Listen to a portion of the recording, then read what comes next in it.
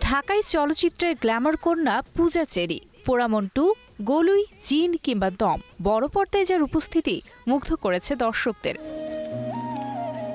তবে নতুন সিনেমা কিংবা শুটিং নয়, সম্প্রতি অন্য এক কারণে আলোচনা কেন্দ্রে এই চিত্রনায়িকা। সামাজিক যোগাযোগ মাধ্যমে ছড়িয়ে পড়ে গোপনে বিয়ে করেছেন পূজা চেরি, এমনকি আড়ালে সংসারও করছেন তিনি।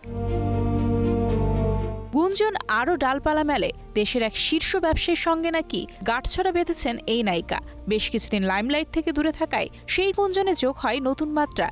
কিন্তু সত্যিটা কি? সব ধোঁয়াশার জবাব দিতে এবার নিজেই মুখ খুললেন পূজা চেরি। সামাজিক মাধ্যমে স্পষ্ট জানালেন, গোপন বিয়ে কিংবা গোপন সংসারের খবর সম্পূর্ণ ভিত্তিহীন। পূজার সাফ কথা, কোনো প্রমাণ ছাড়া কাল্পনিক গল্প বানিয়ে বিভ্রান্তিকর তথ্য ছড়ানো হলে সংশ্লিষ্ট অনলাইন পোর্টাল ও পেজগুলোর বিরুদ্ধে নেওয়া হবে কঠোর আইনি ব্যবস্থা।